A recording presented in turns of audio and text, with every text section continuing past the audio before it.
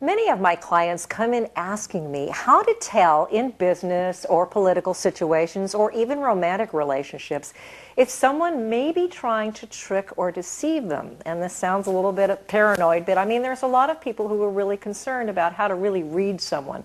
So there are certain ways you can pick up if someone's trying to trick or deceive you. Usually one of the most obvious ways is they're anxious or nervous. They may have muscle tension, they may be rigid, they may have twitches, they may be very closed in their body language. Also, if you look at some political figures, you can very clearly see some of the discomfort. Sometimes if you watch President Bush in his speeches, he'll bite the inside of his lip, like that, a lot when he's talking.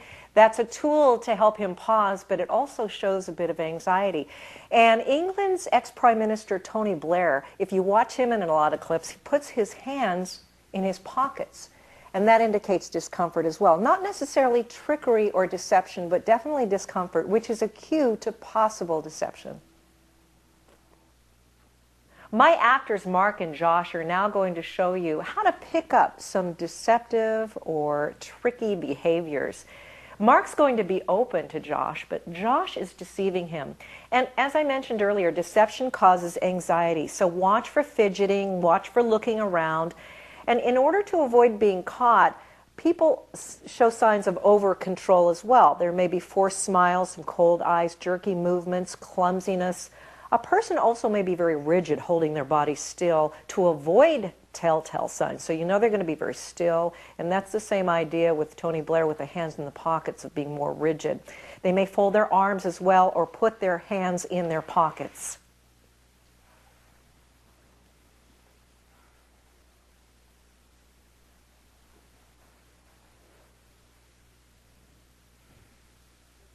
Also keep in mind that people who are trying to deceive sometimes are very fearful and very cautious about how they act and how they move.